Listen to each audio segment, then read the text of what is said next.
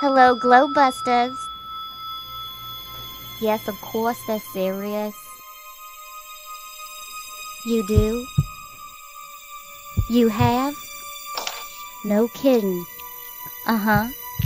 Oh, they'll cure your globitis this week. Thank you. We got one!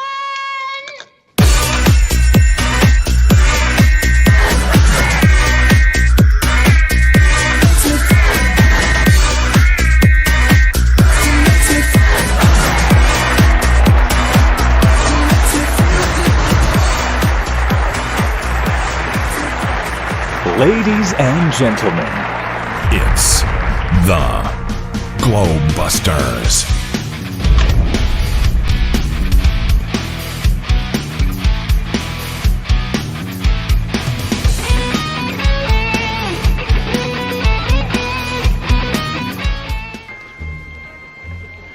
What are you supposed to be, some kind of a cosmonaut? No, we're exterminators. and now, here's your host.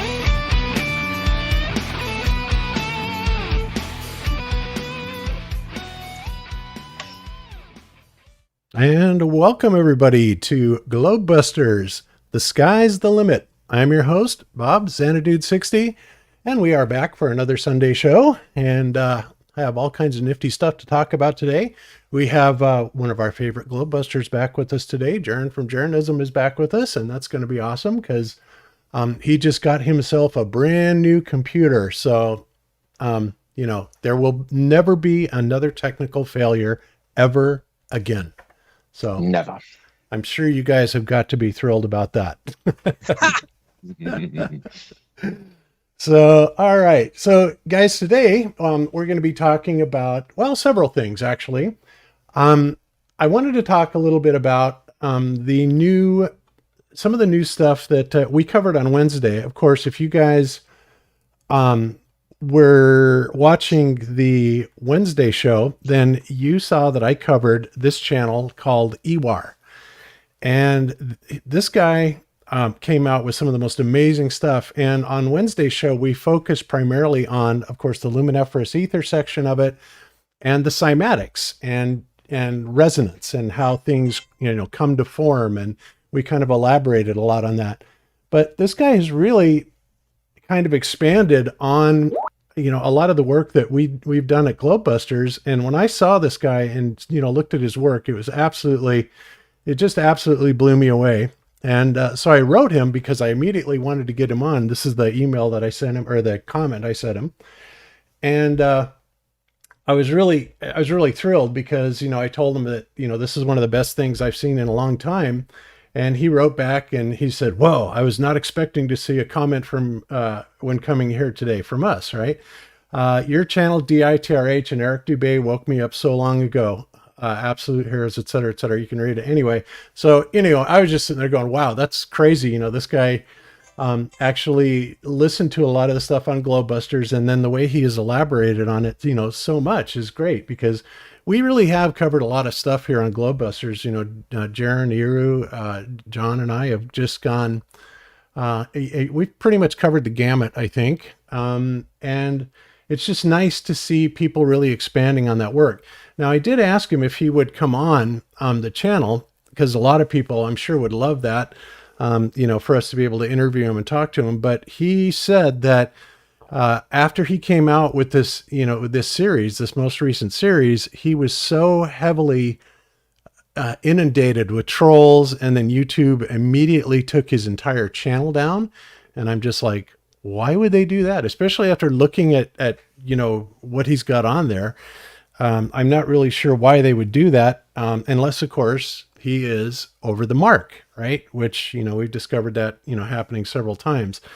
So he said that, you know, he wants to continue making videos and he's going to keep his anonymity a little bit while longer.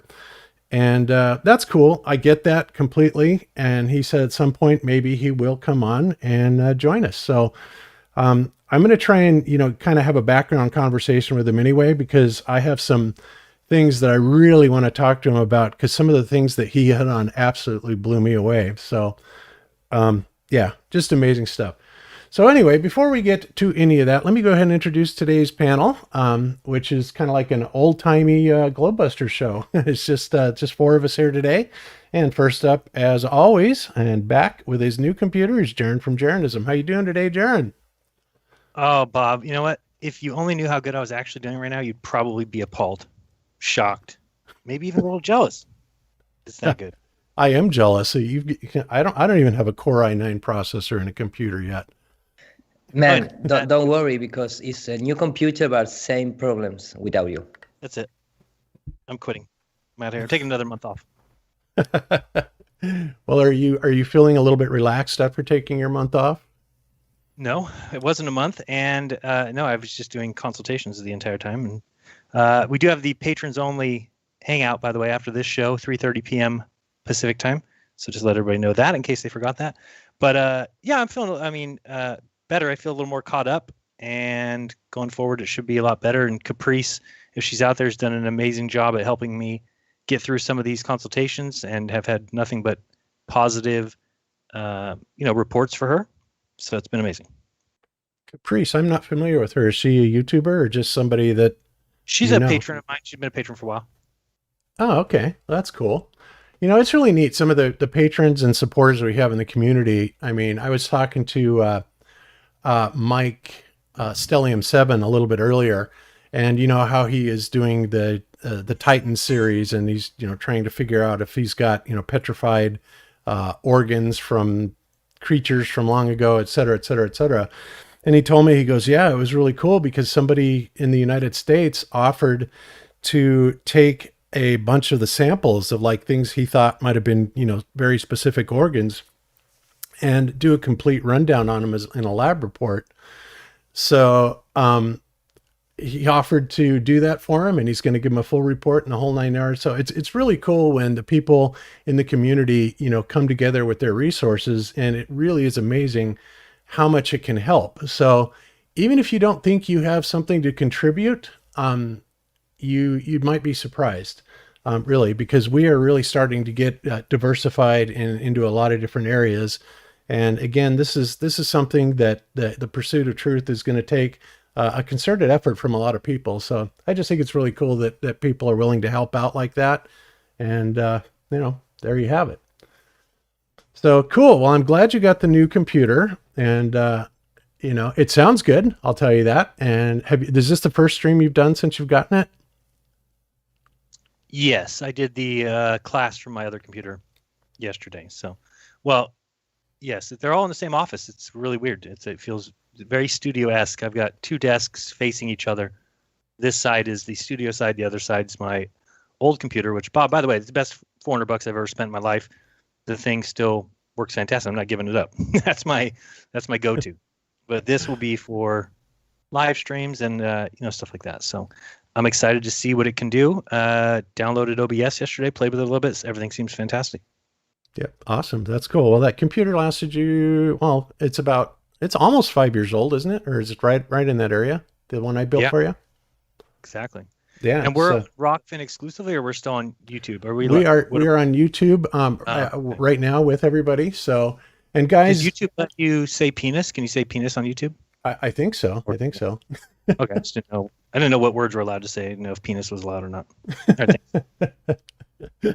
Okay. So yeah, and speaking of that, guys, seriously, we're only going to be doing these shows on Sunday on YouTube for a little bit longer, and we're just kind of giving the teasers to let you guys know that we're here.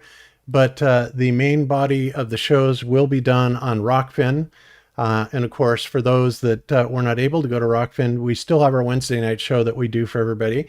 And if you did not see Wednesday night show, it was really good, really, really super good, if I do say so myself. And we had a great time doing it, and people really liked it. So, but the Sunday shows are going to be transitioning entirely. This is kind of our flagship show. We've been doing it for 6 years. But we're going to be transitioning it pretty much entirely to Rokfin, where we can say whatever the heck we want. And it also, gives us the opportunity to make a little bit of money back on the time that we put in. And, we definitely do appreciate all of our viewers and everybody that subscribes to it. But the best thing about Rokfin is just the fact that we do not have to worry about what we say. We don't have to worry about copyright strikes or, claiming fair use and having to go to YouTube court every 5 minutes for, something that we used or didn't use, or somebody's going to claim, or phony claims from people that are just jealous of your channel, trying to get it shut down, on and on and on. I mean, we have run through everything on YouTube, and YouTube, it's unfortunate because it's a great interface and it works well, but they suck. I mean, how else do you put it, right? So anyway, okay. So next up we have down in Argentina, we have Mr. Iru Landucci. How are you doing today, Iru? Very good. And how many times I need to tell you that it's out there in Argentina. That's not true. Down there. Okay. This is the 5th time, please. You're right. Hello, everybody. Very exciting for being a new Joe show. So thank you so much. And I hope everybody likes the presentation on Argos system that we're going to make. Yep. Oh, you know what, guys? Did I screw up and not add Austin to this call? Oh my God. Don't tell me I did that. I don't see it. I don't see him in it. Oh my God, Austin! Holy cow! And Austin's been that guy has been killing it. Oh my God, I know. I was wondering where he was, but oh yeah, he has been killing. Austin, I'm adding you now. Holy cow! Okay, now we are calling Austin, bringing him into the call. I cannot believe I did that. Yeah, I created a new group called Glowbusters Live. So this will be used just for the people in the shows, because obviously we have different personnel on, the Wednesday and the Sunday show. And there's Austin. Okay. Sorry, Austin. Dude, I forgot about you. It's all good. I'm just trying to figure out, make sure my audio's straight. Okay. Yeah, your audio sounded good. Yep, that's right. And anyway, so I'm sorry, Iru. Right as I had my, brain cramp, you were talking. Did you finish? I'm sorry, because I really got distracted. Did you have anything else that you were saying? No, that's all. The rest is going to be put in video and image and evidence. Okay, super. All right, very good.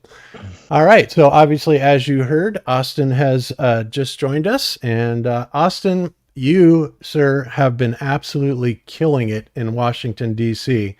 I don't know if you guys have seen his work there over the last few days, but Austin, I had no idea that you were so good at ad-lib. I mean, you can just stand up and just start ladling it. It's amazing. You blow me away.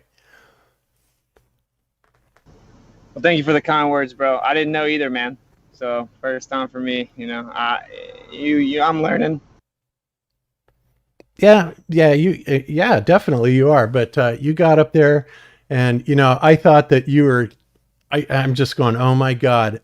When you were standing out in front of the 33rd degree Scottish Rite Masonry Hall and just calling those guys out, I was just like looking around, and going, okay, where's the sniper going to come from? Yeah,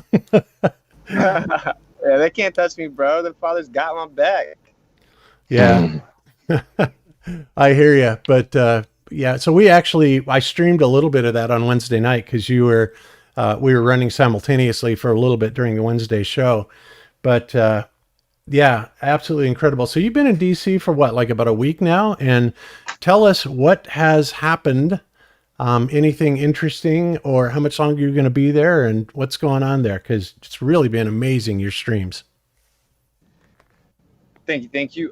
Yeah, we've been there for like a week and a day today, and we're just now about to head out and go towards Atlantic City, I think. So I'm getting it all mapped out: Atlantic City, New York City, after Philly. Because I want to flash smack with the amplifier in all the prominent places. I just want to stand out front of them and flash smack them. So we're finally getting out of DC. I mean, I feel like I've left my mark here. There's only so much stuff here, and it's kind of trash, to be honest. So yeah, that's true. You don't want to stay in the same place for too long. They will get the snipers after you. Yeah, no doubt. So you've had a couple of encounters with the cops, of course, in DC, but after explaining to them that you're basically not going to be bullied and that you understand you're right, they pretty much backed off, didn't they?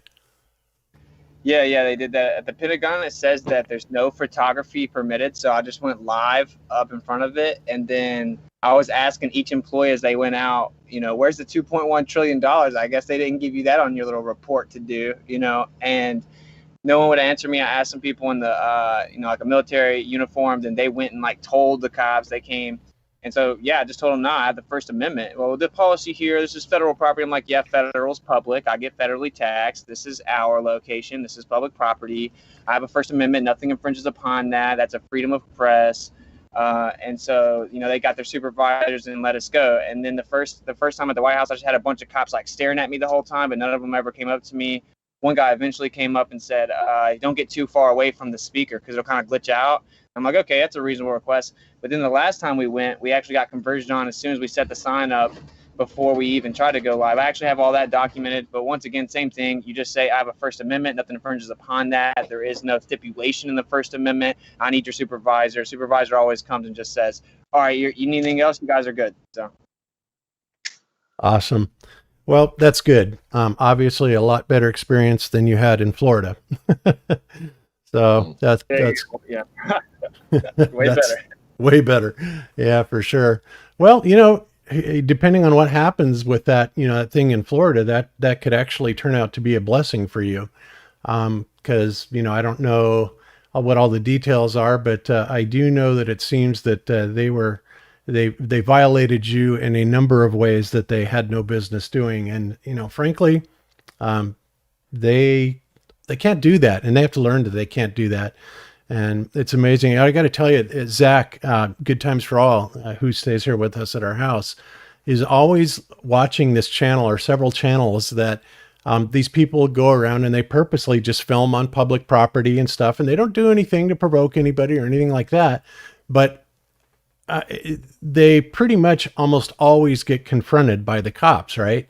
And the cops, kind of, come up and try and bully them all the time. And they will be very insistent, and they'll try and, get you in these little tricks and some sort of obligation or contractual oral law or anything like that. But it's amazing because these guys just stick to their guns. And I'd be sitting there, if it was me, I'd be freaking out going, please don't arrest me. It's like, yeah, don't want to be arrested. But I mean, they really do understand that they have a right to be there. And when these people assert that to these cops, they get it. And they also, I think, are beginning to understand that there are really stiff penalties. I mean, you can make anywhere from $100,000 to 6-7 figures in lawsuits against these guys for doing stuff like that, which is absolutely amazing. So anyway, I think it's amazing that you and many people like you are able to do that and just, stand up to them and face them the way you do. It's awesome. So thank you, sir. You're very welcome. Okay, and last but not least, we have with us Mr. John the Morgal Christopoulos. How are you doing today, John? I am doing very, very well, Bob. Hello, everybody. Good to be here with you guys. For the record, and I may be just way off here, but I think that the Pentagon, if we're talking about this, or if I'm thinking about the same thing that you were mentioning, isn't it over $21 trillion? You had said 2.1 trillion. Isn't it over 20 trillion? No, it's 2.1. 2.1? Okay. Yeah, specifically where they came out the day before 9/11 and said that much was missing, and then that area that was I was asking all the Pentagon employees about it. They wouldn't answer that. That's right. But like they did an audit, or like not an audit, but they had misappropriated at the end of the day. This was relatively new within the last couple of years. Over 20 trillions. That's just crazy. But yeah, man, good to be here, you guys. It's I know it's going to be another great show. It's always so much fun. And now that Jeran's back, wow, man, I haven't talked to you in so long, bro. It's like old times. It is good times. No complaints here. None at all. Yeah. Yep, couldn't be sure. Yep. All right. So you guys may have been watching this. I played this at slow motion, but I kind of wanted to highlight this video. This was put out by Lockheed Martin Skunk Works. And this is titled Lockheed Martin Star Drive. And the thing that's interesting about this, and the reason I slowed it way down, the first couple times that I played it, is, they're showing you some of their vehicles. They're talking about Star Drive, which is obviously a non-jet propulsion type of drive, right? And they also give you several shots of what I think is the TR-3B, what they're calling the TR-3B. And, as I have reported on Globebusters before, I personally have seen this craft myself. I said I was, we've seen it twice sitting in our hot tub in our backyard in Denver. And when it came over, it was low, maybe just a couple 100 feet above us, and it was completely silent. And it came out of nowhere and it disappeared into absolutely nowhere. And of course, the reason I bring this up, and I think that they're also putting this out here and they're telling us, hey, we do have this tech, is because, of the very possible, and I think probable, next major distraction move that the powers that be are going to try and pull off on us. Because they seem to be getting really caught up and they're busted left and right.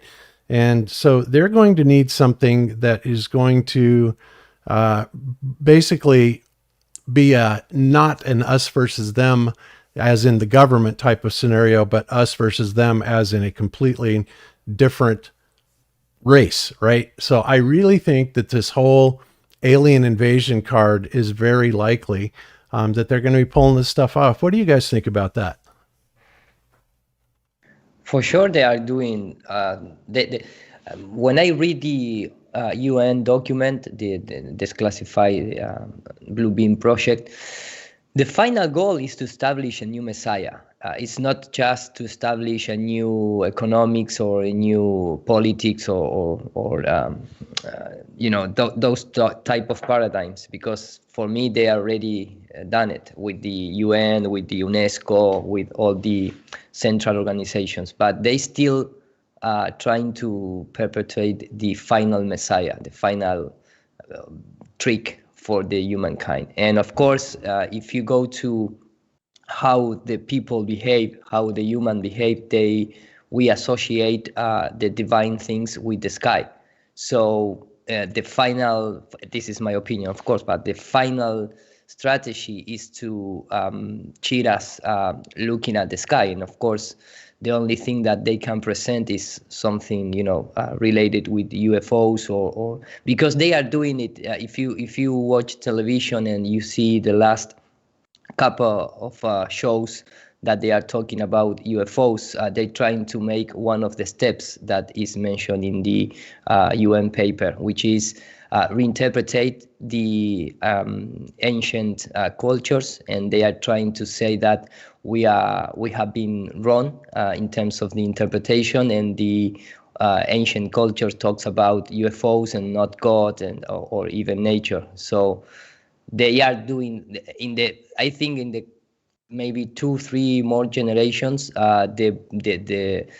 the young child that born, they are going to receive from the birth UFO stories and things like that, like we receive the religion stories. So when they change a couple of generations and they prepare the crowd, the big part of the world to, when they look and say, okay, we have, I don't know, 80% of the population believing in UFOs, maybe then they do the final step, which is implementing the new Messiah, like they did in the past. Of course, that's my opinion. It's pretty amazing too, because I remember 15-20 years ago, it was pretty taboo to crack open a discussion about UFOs and aliens in most places. Like, you'd kind of get sideways glances and a lot of times like just straight laughed out of the room.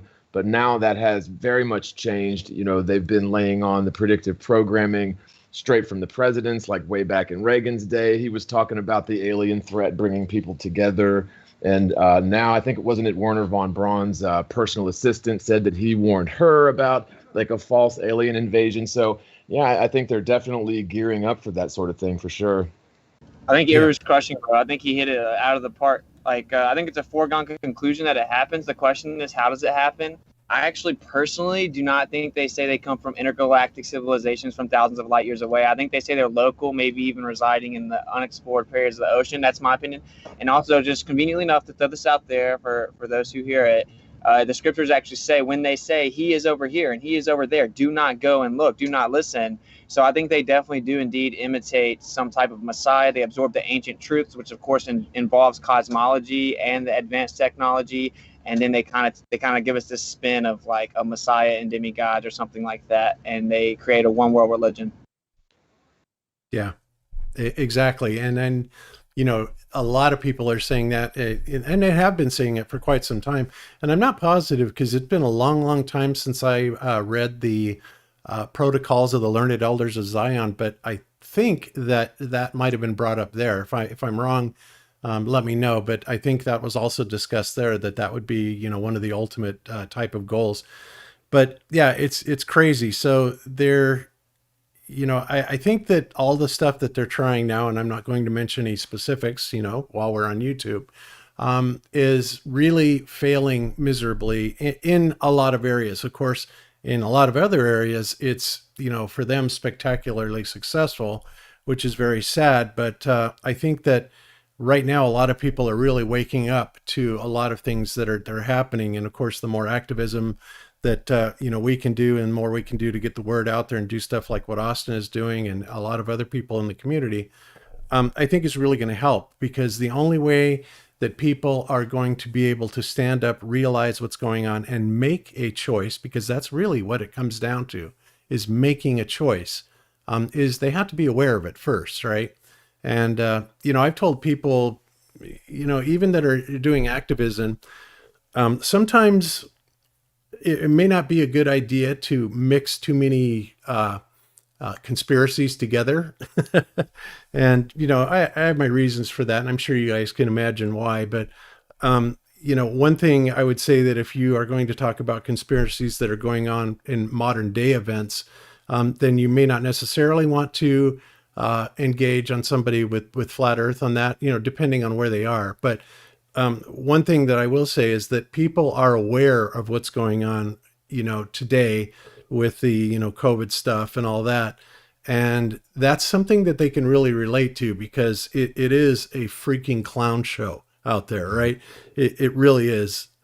Everything is just so insane that even the most asleep of people are kind of going, whoa, what's going on here? So anyway. It's so true, bro. It sucks because the world we live in, I can't do those live streams. It's like when I turn the YouTube live stream off, it gets real. Like, in my opinion, the best content wasn't streamed because I literally couldn't have the real conversation with that group of people and it be on YouTube. You know what I'm saying? Especially when they ask questions and stuff. So it's just a crazy world. For me, I just kind of go with like what they've declassified and just try to red pill people in general if they've never pieced the pieces together, like overall, that they lie. And then I have to cut the stream down just to talk about the most applicable deception. You know, it's a clown world. Yeah, absolutely. And that's, you know, as I said before, Austin, you know, this, the Rokfin channel is available for you to broadcast on when you do your activism. Absolutely. And, you know, we can actually set that up as a free stream. It doesn't have to be a premium type of stream, so everybody can watch it. So if they go there, and then, you know, you can make a video, say, okay, go over to Rokfin, and then you can say whatever the hell you want to say and really, you know, really get into what's going on. So I just want you to know that is available. Yeah, I was talking about that the other day. That's what I need to do for sure. What's so sad to me is there's still so many people out there that will not believe in something, or they will not subscribe to an idea until it's like reported to them on the news, right? On some name brand major news outlet, Fox, NBC, or whatever. Whereas, you know, after a few years of being a flat earth proponent, my rule of thumb is I pretty much believe the exact opposite of whatever the narrative is on these mainstream media outlets, you know, until proven otherwise. But I think in that respect, we still have a lot of work to do. And it is a shame that YouTube so actively censors us, because it really is, by and large, the largest platform in terms of just sheer number of viewers. And hopefully when the good content creators and the ones that are really on the cutting edge of this stuff continue to move away from YouTube, maybe sooner or later we certainly will see YouTube go the way of Napster, right? That's what I'm hoping for. Yeah, no doubt. That's crazy. So, okay. So anyway, so moving on. Next thing I wanted to cover really quick is, so what I've got on the screen now is an article that came out in sciencealert.com. And you just have to laugh at this, right? Our universe's earliest state of matter was like an ocean of perfect liquid, right? And they go into saying this in their bullshit about how they know this. So they say that smashing together lead particles at 99.9999991% of the speed of light, scientists have recreated the first matter that appeared after the Big Bang. Well, wow, that's amazing, right? Just that statement all by itself is like the biggest load of bullshit you could ever hear. It's like, how do they know what happened? How do they know? Yeah, how do they know that they know everything? Yeah, they know everything. What before is it happened? Yeah, exactly. And so smashing together lead particles at the speed of light, I mean, come on, man. And what happened to Einstein and his, well, when you accelerate matter to the speed of light, mass becomes infinite, right? And so you're saying that you're going to smash together lead particles at that speed, and it's going to all of a sudden, and only for a fraction of a second, guys, it will come out with a primordial type of matter known as a quark gluon plasma, or a QGP. It only lasted a fraction of a second, but for the first time, scientists were able to probe the plasma's liquid-like characteristics, finding it to have less resistance to flow than any other known substance, and determine how it evolved in the first moments of the early universe, right? The only thing that I don't agree is with that number one at the end. The rest is completely fine. What I'm trying to say is why? Sorry for interrupt you, but why? No, it should be a 9. I agree. 99991 is it make it more believable? You know, that one at the end. Well, it's the plus or minus 0.00009 error, right? But I'm assuming they're using a particle accelerator here, and I've got some bones to pick with particle accelerators in general, but maybe we'll save that for later on. I mean, to start with, their name itself is pseudoscience, so. Yeah, but yeah, Ira, I agree that I think that last one should have been a 3. In my opinion. Maybe, and it should be something symbolically behind this, because remember the law of the sea that supposedly, the only terra firm or fixed land is the church, and the rest we are under the sea, and everything is this perfect liquid. Is like, for me, this is my opinion. It's like okay.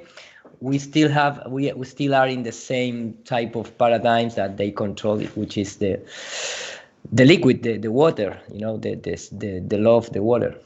Yep, absolutely. And Bob, do you agree that they're basically just tapping a little bit into the ether, finding the fact that it's like, perfect electromagnetic conductivity there? So they're just finding that it has less resistance than any other known substance. All they're doing is like telling us what we know.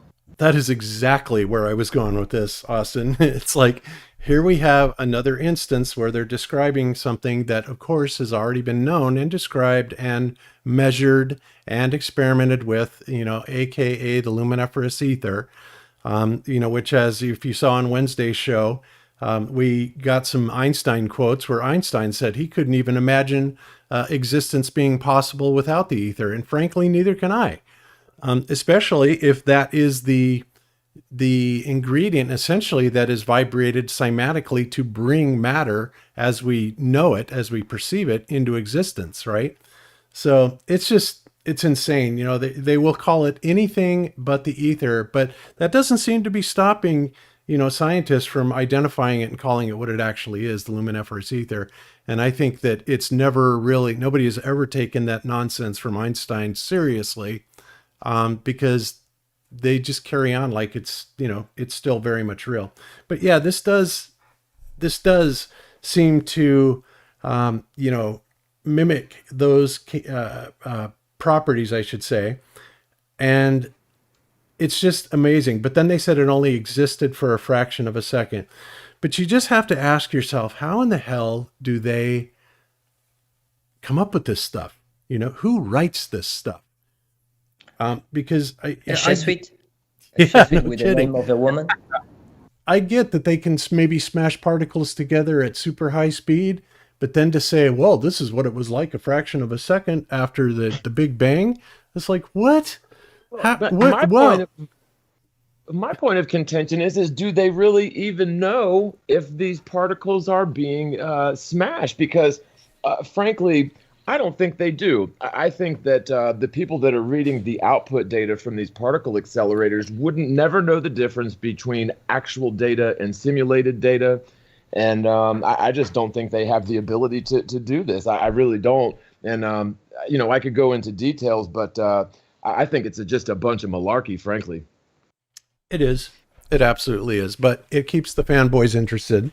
And, I have to admit, I was right there with it, eating it all up. But you need to keep creating momentum for the new religion. So you need to do this. Maybe we are looking in the very, stretch or narrow window. But if you're trying to change generations, you need to keep pushing and pushing, because you need to convert this into a new world religion. And they never going to stop. But look at CERN. I mean, what have they practically accomplished after all these billions and trillions of dollars and just billions of hours of manpower of really super smart people? As far as I can tell, they've accomplished, well, pretty much absolutely nothing. Yeah. Yeah, I mean, I think the combination of energies you will have an effect. So I don't completely dismiss it as if they aren't doing anything. I actually challenge their interpretation.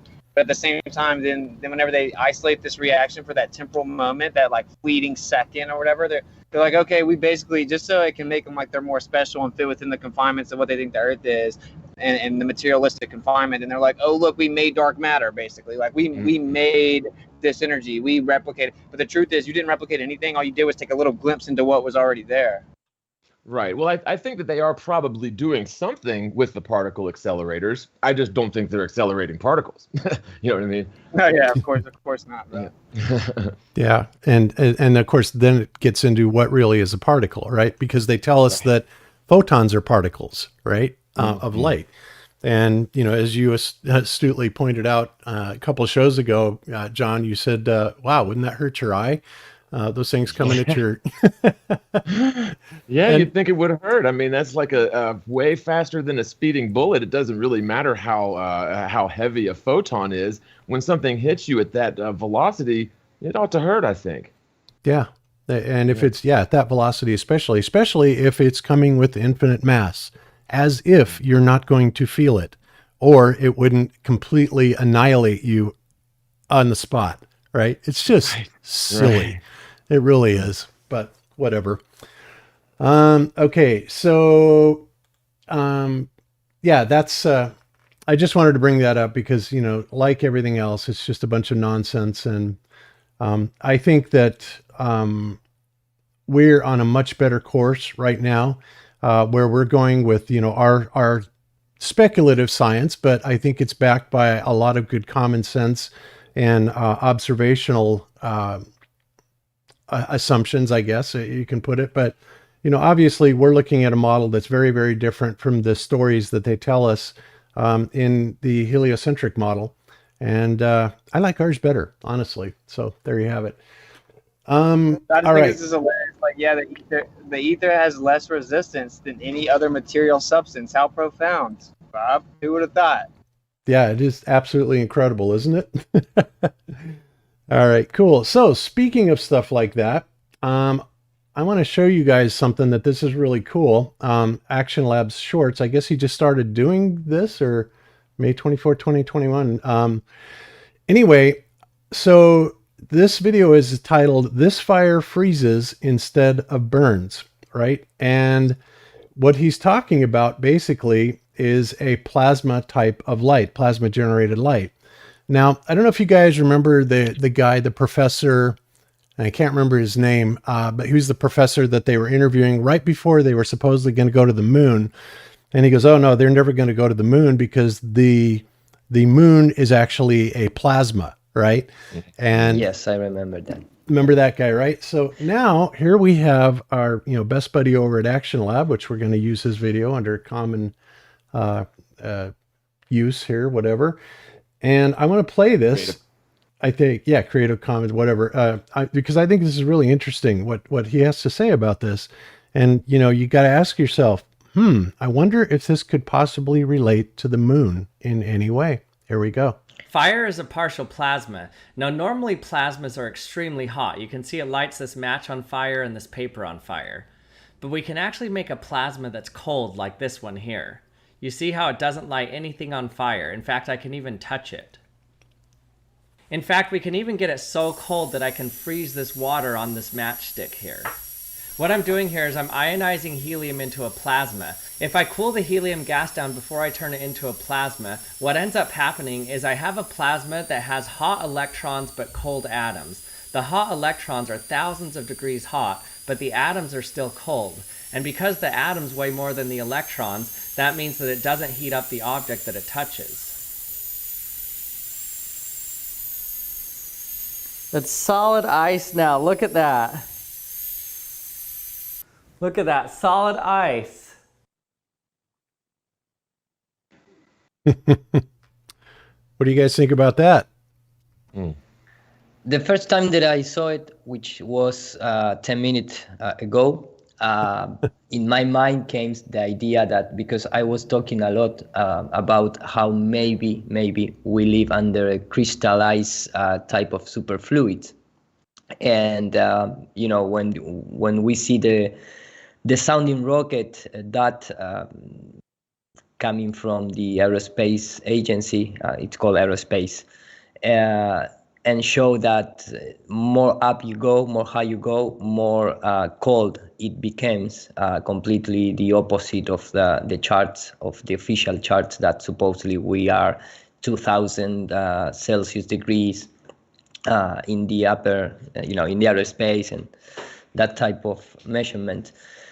Well, maybe the sun, after all, is a cold source, and in combination with things that maybe we don't yet understand, we have the possibility to, sort type of plasma that creates some type of crystal based on this type of behavior with gases and electricity and plasma and all that type of thing. I don't know if I explain myself. No, you're good, dead on the money. I couldn't agree more. And I think crystal is a very, very applicable, material, for this. I mean, because crystal is so diverse. It's so amazing. From all the things that it can do, from polarization to piezoelectricity to, it just goes on and on and on. Of course, they've talked about the firmament, being this type of crystalline possible substance. And ironically, when we start looking at what we are actually be made of, what proof is there for it, and stuff like that. But anyway, so if you guys, Jeran, I haven't talked to you about this yet, but and I'm not sure where John, I'm not sure if you watch this channel, but this EWAR channel, which of course was introduced to us all by Dave Weiss. And he came out, and then he basically has a 7-part series, which if you have not seen it, it is the best 6 hours you'll probably ever spend. So first of all, who of you have seen this, and what do you think of it? I've I only didn't got see it the yet. summary that we discussed last week. I haven't watched any of it yet, but I damn sure will watch it at some point. Yeah, I've watched a good amount of it, and every single part I've seen has been awesome. Gravy overflowing. Yeah, I've had my hands quite full, so I've only been able to watch 2. But Dave was telling me how great the last ones were, and I guess those have been removed, huh? I don't know. I have part 7 here. I think they're removed from Part YouTube. 1 through 7, right? It has 67,000 views last I checked, which was yesterday. It's still on there. It's got all 7 parts put together. It's like 5 hours and something, and it's got like 67,000 views. I'll see if I can find Yeah, but it. his channel is what I mean. His channel's gone, right? Well, his first one was, he opened up another one. Here's his second one. It's just called Okay, EWAR. yeah. It currently I subscribe has, to that channel. yeah, Okay. just under 3,000 subscribers. and all seven of those videos are here. And of course, I have downloaded them, archived them, because I looked at this and I just went, wow, absolutely incredible. So yeah, if you guys haven't seen the whole series, you really need to, because this is one of the best things that has come out, in my opinion, in a long time. And the things that he expands on are absolutely mind-blowing, especially the last part, right? And part 7, I have to admit, is pretty interesting because of this right here. Now, I'm not saying that he's right about this. In fact, I can tell you that, there's a lot of things that are kind of strange about this. And we've commented on this before, people saying, well, you can see the layout of the Earth and the moon. And yeah, you can see stuff like that. But there is a guy that, of course, he got this work from, I forgot his channel name, but it's in here, that has basically really extensively mapped out the moon. And so this would be our known Earth, right? And this is not, by the way, a current view. This appears to be kind of like an after image. Maybe that was, I don't know, it came into existence before some of the major continental changes that we've seen happen, i.e. like before California was an island, or, before California wasn't an island, or stuff like that.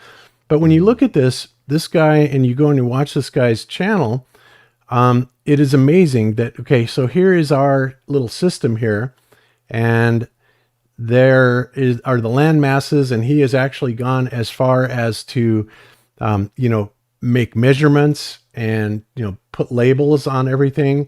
He even shows land masses that were spoken of that are no longer there, like Hyperborea or Atlantis or Mu, things like that.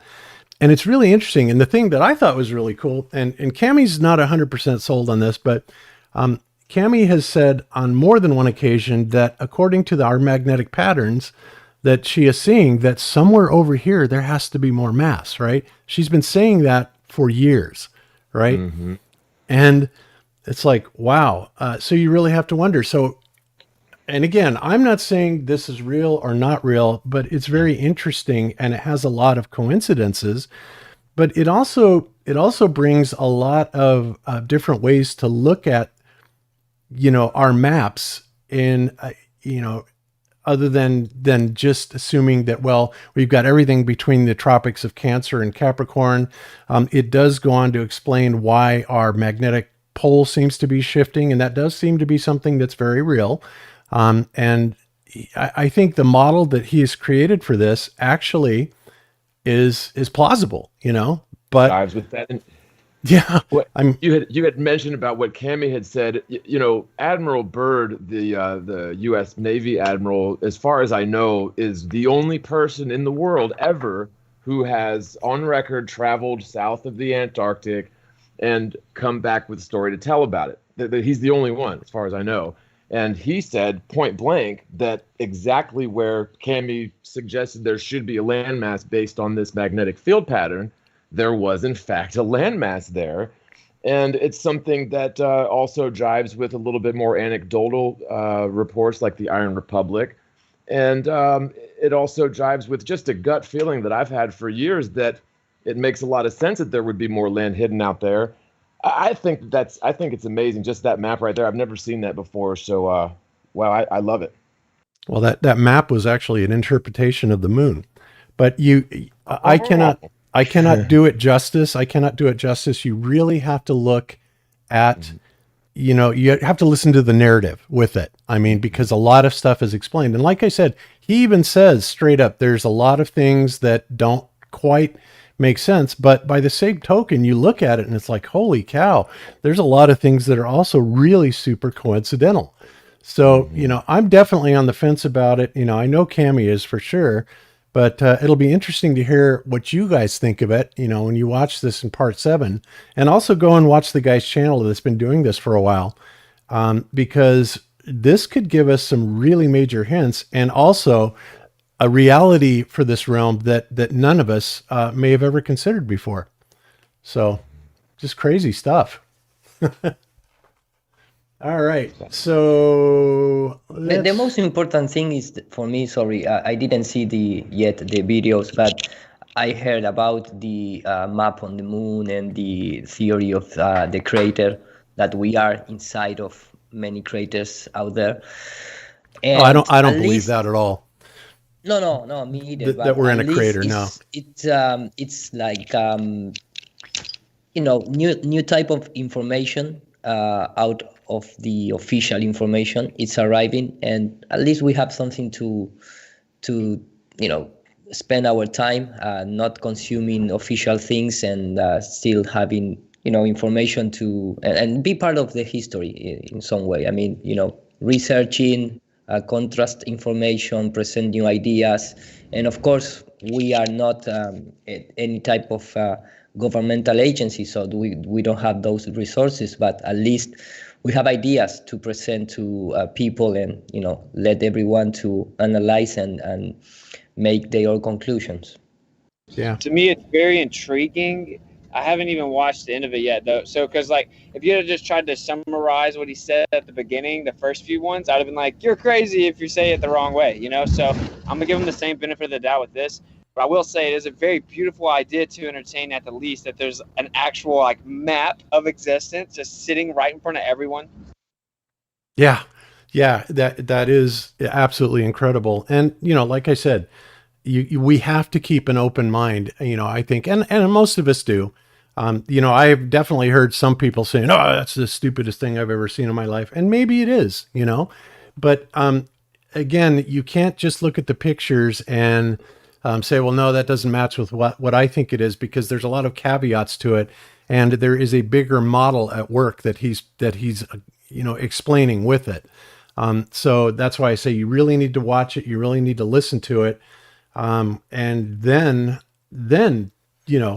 say what you think. Cause I think there is some, there's some possibility that he could be onto something here. It really is amazing. Bob, yeah. The more stupid thing is believe that you live on the globe, and we are all inside that stupidity. So after that, you need to be open mind to other things. Take your time, criticize, analyze, and keep what your what you think is deserved. Yeah, you definitely got to be willing to accept the fact that resets everything, and we're just trying to figure it out.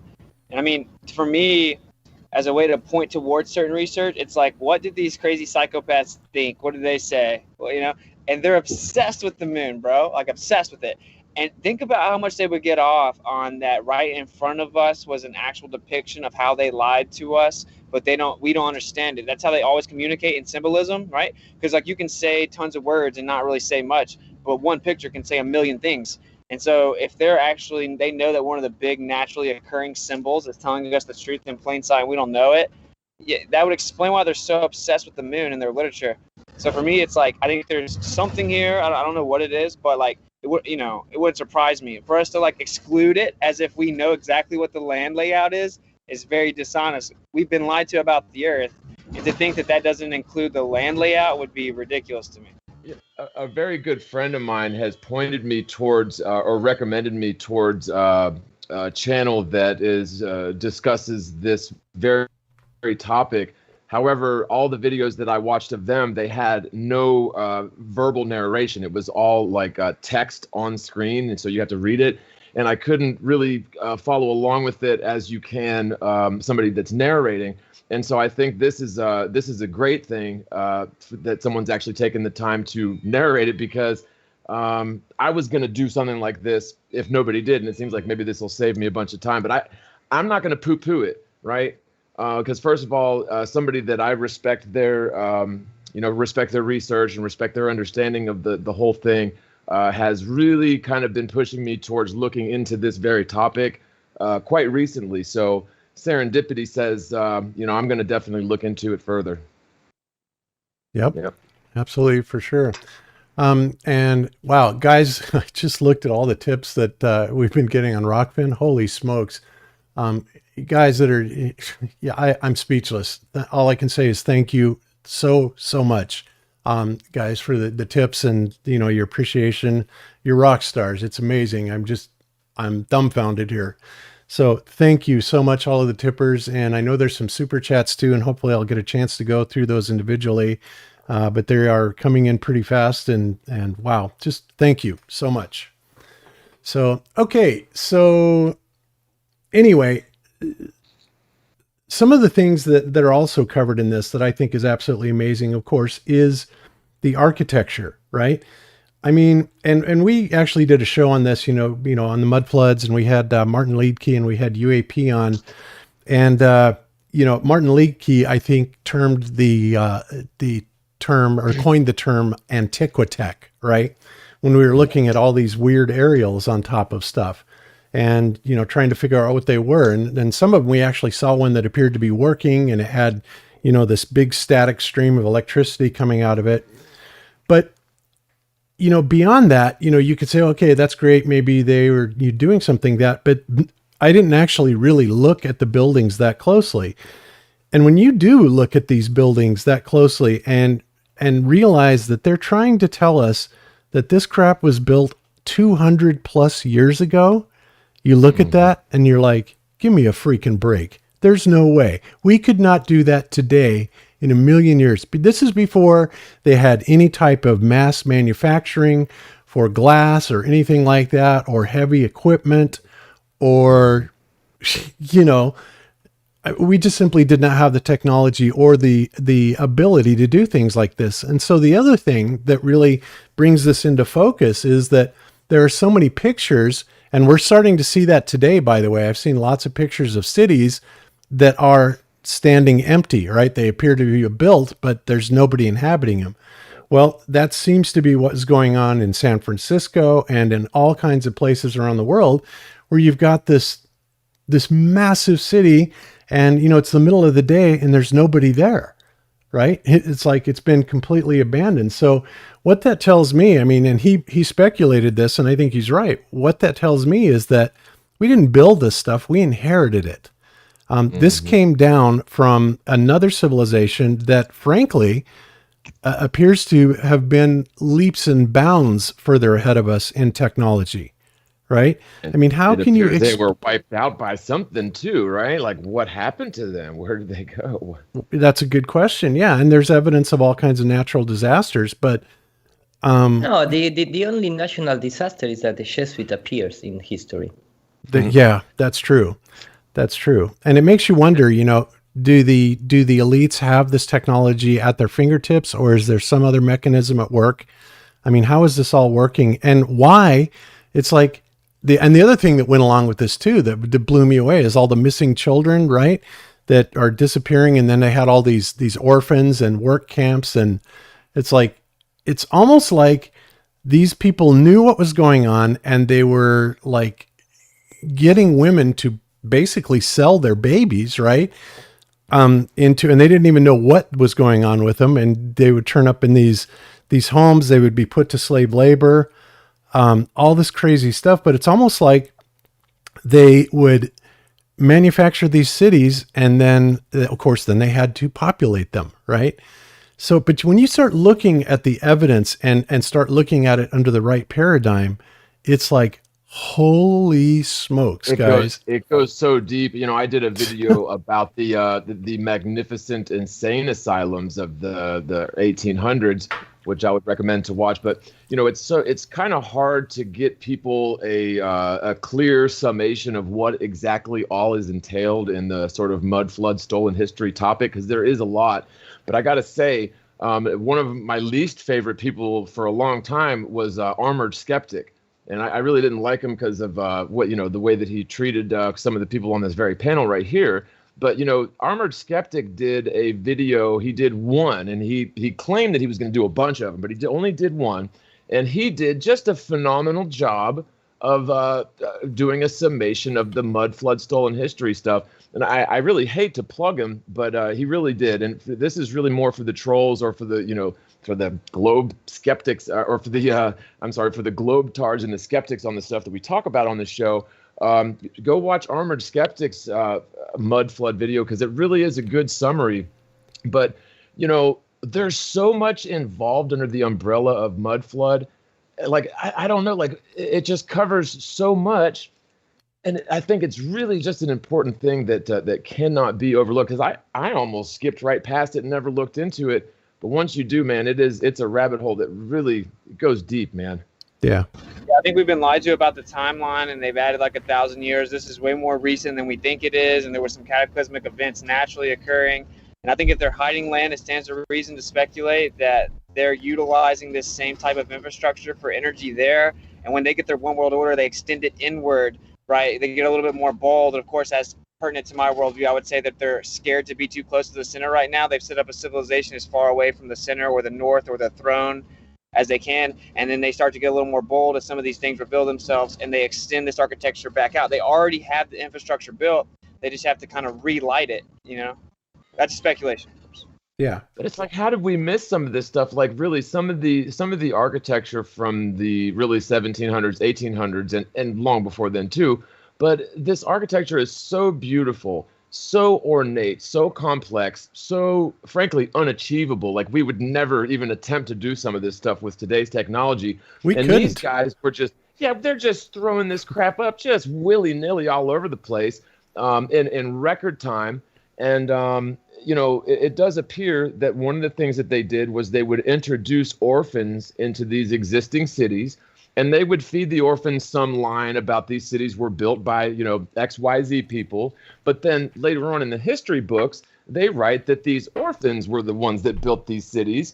And then here, 150 years later, we're none the wiser. We think that this stuff was just naturally built, and we're given some bogus concept of what history was.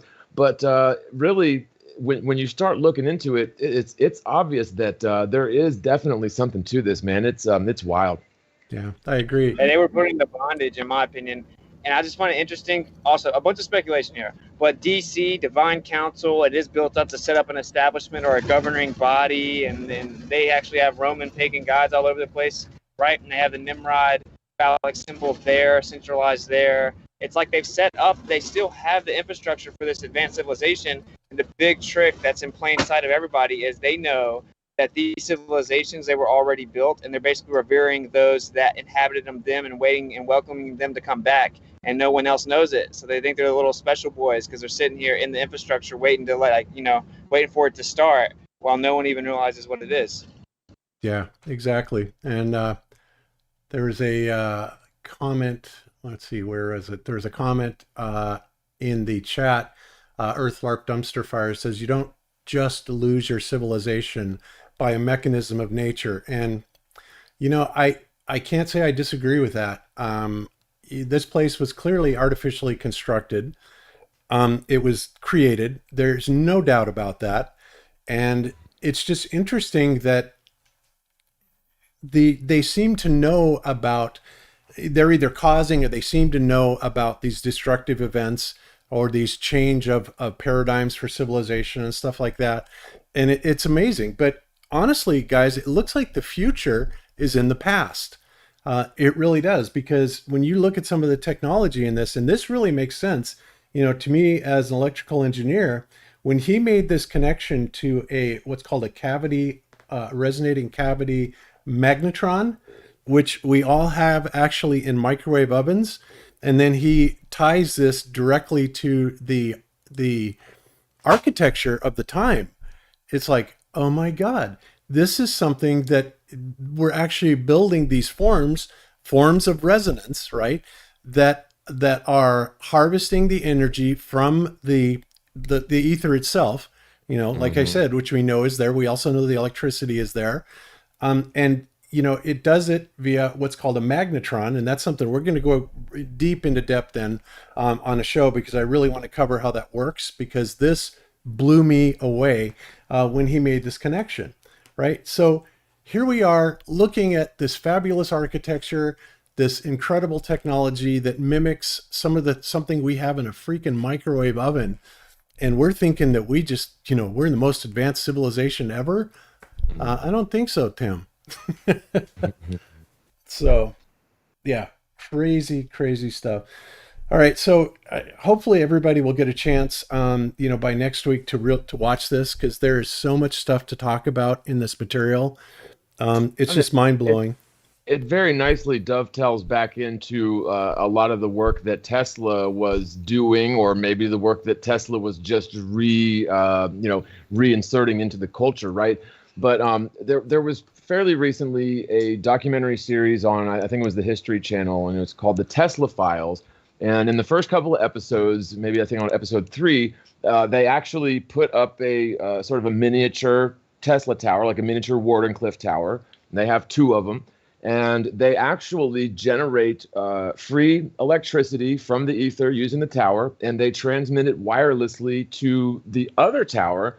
And the output device is a little motorboat that they actually they drive it around without, it's not plugged into anything but the second tower. Okay. And the problem that the guys on the show were running into was being able to deliver the power wirelessly to the motor without it being like wired to the second Tesla tower. I don't know if that's confusing you guys, but one of the things that I really wanted to run by you, Bob, maybe just put it in the back of your brain for later on, was mercury in the receiver. So the problem that they were having was getting the motorboat to receive this wireless energy. And I was thinking, it jogged something that I had seen maybe a year ago, where they had mercury in these radio receivers, and it really amplified the ability to pick up on signals, at least radio frequency signals. I don't see why it wouldn't also apply to wireless electricity signals as well. So it totally does. In fact, John, you're right on the money, and he actually goes into that here, Really? talking about the properties of mercury, and basically back then, before chemistry, everything was based on alchemy, right? And they're always trying to get the most out of gold, and there's a lot of things that are very interesting about mercury that interacts with other metals that causes certain effects. But mercury in and of itself, believe it or not, it appears, and I need to watch more of this, but there's a small section of this where basically somebody's doing an experiment, and they put a little vial of mercury at the end of an antenna that he constructs, right? And then puts a piece of coax, on it. And the mercury apparently is able to harvest a signal. And it's interesting because I don't know if it necessarily has to be cut or resonant to the frequency that it was receiving, but it seems to me that it was like kind of this broadband receiver type of thing, which exactly. I'm just going, whoa. Right. Now, and it also brings back sort of memories of Coral Castle in Florida, right? The guy that built the monolithic structures by himself in just a really short time frame with no power equipment, no tools, and he just sort of threw it up willy-nilly, right? Well, he had a little device, a little box that people sort of saw him messing with, but never really knew what it was. I'd be willing to bet it has something to do with mercury. And it makes you wonder, is that not why mercury is classified as this, super volatile, like, oh, if you break a light bulb, you have to call you got to call the president's office and shut down 5 city blocks, because isn't that just so typical of how they operate? Yeah. Yeah, very, very much so, for sure. Oh, I can't. Never mind. We're on YouTube, right? Yeah, we're going to be for just a couple more minutes, and then we were going to be over on Rokfin. So, guys, please, again. I'll hold that till then. Okay, cool. It's like a weight is lifted, isn't it, when you get off of YouTube? It really is, because, obviously I don't want to get this channel taken down because, so many people are subscribed to it that, it's a good place for us to advertise and get the word out, where we're going to be and stuff like that. But yeah, absolutely mind-bending stuff. And so I actually went and I found some of the experiments. I haven't had time to watch them yet, because I got to tell you guys, I've watched this series like 4 times at least, because I am just so absolutely fascinated with what he had to say. And, the way he really connected these dots, it just absolutely astounding. And somebody in the chat said that there are like 13 parts to it, and I've only seen 7. So I think it was Mr. White. Mr. White, if you can work with the mods or somebody to get us the links to the rest of those, that would be fantastic. And mods, if you can contact him and maybe have him email you something, or you can put up the link or whatever, but see if you guys can make that happen. So, All right, cool. So let's see if I have anything else that we want to cover before we cut the the YouTube stream. 14:7. That will be a little bit later. Oh yeah, John, remember I was talking to you last night about, the firmament. And one of the things I was talking about was the existence of this alleged sodium layer, right? Yep. And it's of course, we're 100 kilometers, 62 miles. This is the thing that they are supposedly able to take a laser and fire it at it, from 100 kilometers away and get it to fluoresce a yellow star. What do they say in what nanometer bandwidth here? But basically 589 nanometers, which is the yellow portion of the spectrum, right? And, you think about that, it's like, what the hell and what physical property would cause there to be a sodium layer right at the beginning of the so-called thermosphere, which, gets up to what, like 4,500 degrees Fahrenheit in temperature. This is the place where the ISS is running around and not being affected by these extreme temperatures. And this is apparently so stable, this thing that's there, this layer, right? That they can literally fire these lasers on it, get it to fluoresce a yellow star, and it's stable enough that they can then correct the mirrors on these observatories to be able to reduce the distortion of what they're seeing. It's like, well, wasn't that nice of God to put that there, for us? Calibrate. Yeah, just calibrate your stuff right here, guys. Sure, go right ahead. No problemo. Dude, it's insane. But it does make you wonder. I mean, and first of all, we are assuming that it's salt, and I understand there is good evidence to support the concept that it is sodium salt up there. But has anyone really actually gone up there and taken a sample and made sure that it is salt, or is it possible that it just has some of the spectroscopy attributes of salt or similar attributes to salt? No, it seems to me one thing that Cami does is she will hit different crystalline materials with different lights, and they will fluoresce differently. So, what I am certain is happening is that they are hitting the firmament, this crystalline, whatever it is that the firmament is made out of, and they are exciting it to the point where it becomes photoluminescent, right? This makes a lot more sense than some spurious, absolutely stable sodium layer that they're able to, I mean, that's just ridiculous. You think about that. It's ridiculous. So you don't think it's salt? Is that what you're saying? I'm not sure I follow it. I doubt it. I mean, I don't know. I don't know what it is about sodium that would cause it to do that. I mean, possibly, but what I have to ask is what the hell is there doing a sodium layer that would be there, that would be so incredibly stable, right? That it's not affected by anything. And why then, are we not seeing it all the time, right? Now they do give this stupid picture right here. It's a sodium layer viewed from the ISS, right? Where now they've got the little yellow thing there, right? That they've superimposed in. So they're trying to explain this away. But I mean, you think about it and it's like, this is ridiculous. It just does not add up. And it doesn't, it really doesn't. Yeah. And then you think about the things like the sprites, the elves, the propagation of things. All of these things seem to happen. And then we have the Go Fast rocket, which, right, they said it went up to, they said 73 miles, but so it's in that ballpark, 60, 70 miles, something like that, that whatever it is, when it hits it, it appears to go through a density transition into something like a fluid or a liquid of something, right? That's what it looks like. That's certainly what it sounded like, right? Well, and and maybe we should hash this out a bit, because I have just two real big points of contention with the sort of the standard flat Earth narrative of the Go Fast rocket launch, and I don't know what your views are on it, but really the big narrative that I always heard with it was that it hit the dome, right? That's what everybody was saying, is it hit the dome, and what I saw was that when it gets up to a certain altitude,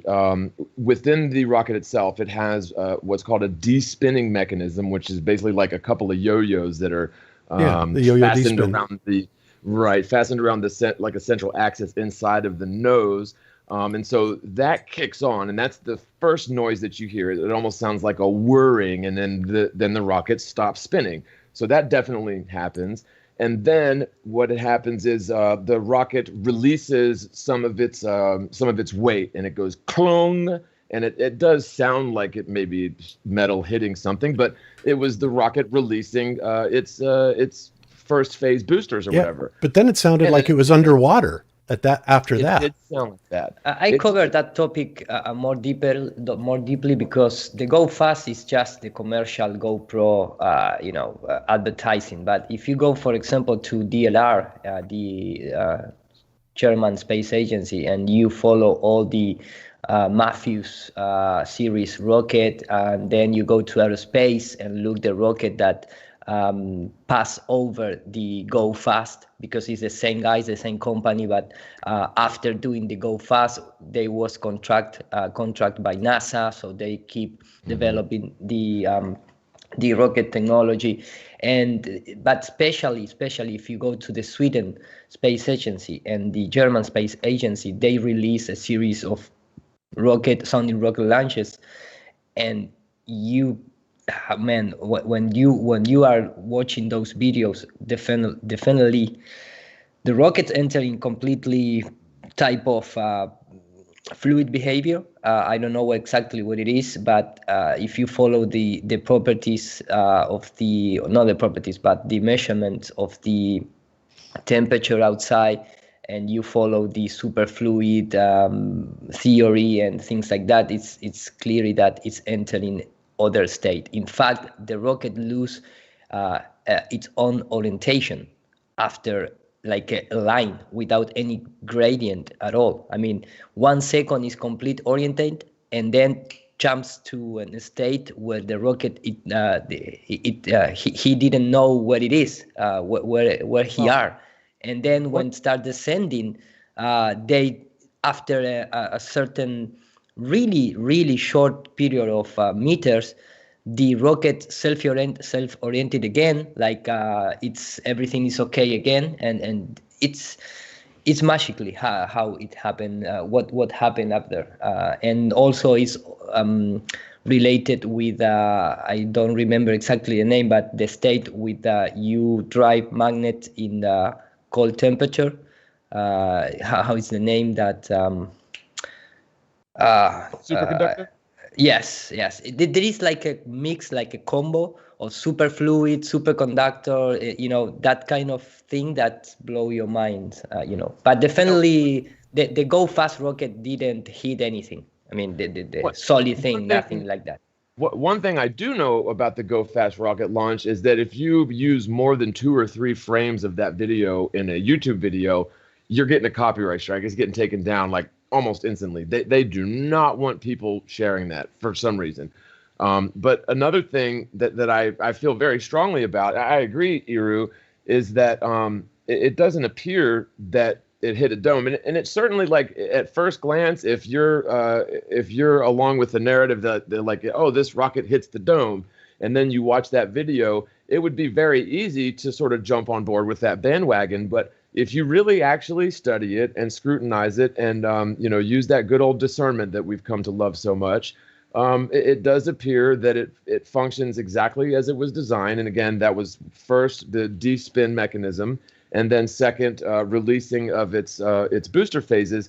But I think that there is something to be gleaned there, because I also agree with you, Bob. It's almost as if it hits a new media, almost like a higher density media, right? Because we know that with altitude, the higher up you get, the less and less dense the atmosphere gets. But at some point, it almost appears as if that inverts, right? Dude, when you watch these rockets, bro, it looks like they go in water, man. Like, it really does. Like water, bro. And then if you think about it, you're not going to go straight up into the water-like medium, right? I just think that the medium gets more fluid-like as you get higher.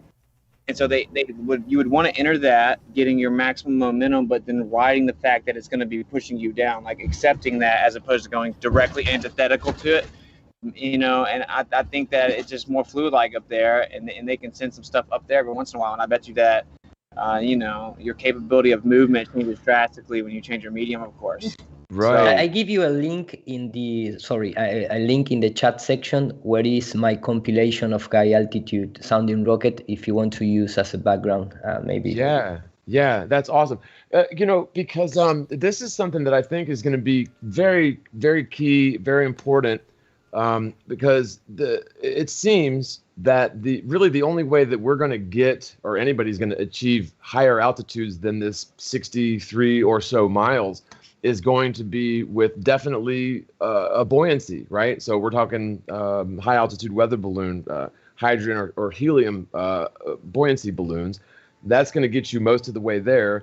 Now, we also know, or I think we can all probably agree, that traditional jet propulsion or rocket propulsion just is not going to function in a vacuum state or in a very low density atmosphere state. No, but it would work perfectly, almost like a submarine in a fluid like. Right.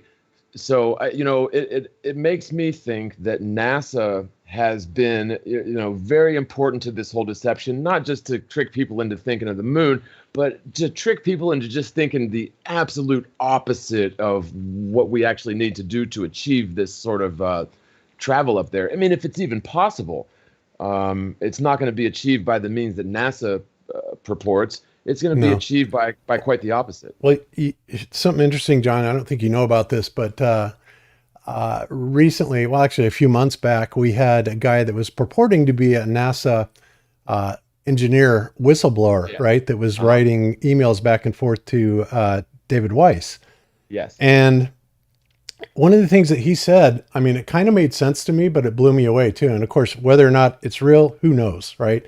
Guy could have been completely full of crap. It could have been soundly for all we know. But he said that they have the means to investigate a lot of the stuff that's going on up there, but they are not being allowed to.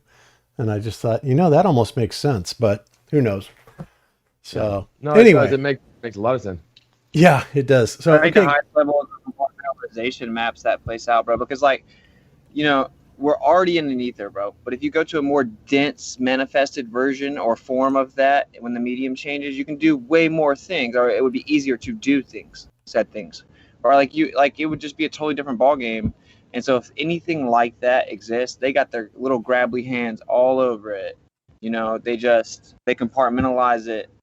In my opinion, they're definitely doing something with transport, and they know the true makeup of the medium. I mean, how easy would it be, though, to set up a platform up there? I mean, you've got all the hydrogen and helium you need. You just have to sort of harvest it, suck it into your tanks or whatever. I mean, it would be infinite. I mean, really, you could have one hell of a platform to do all kinds of stuff from up there at 63 miles, and that would be your new starting point. Well, what's interesting about that, John, is I've just watched a video this week, and of course, it came from the mainstream, so it's likely bullshit. But they said that basically helium, we would think that, of course, if helium and hydrogen being the two lightest elements would go all the way to the top and basically be sticking to the firmament. But what they're saying is that, according to their gas behavior laws, that it mixes with the existing air down here and stays down here. Now, I don't know if that's true, but that it just seems counterintuitive. That doesn't seem right to me. But, and that makes some degree of sense. But at the same time, the spectroscopy from the heavenly luminaries, the stars and whatnot, a lot of that stuff, I mean, they even say that it's hydrogen and helium. I mean, of course, they claim that it's hot atomic fusion, millions and billions of miles away.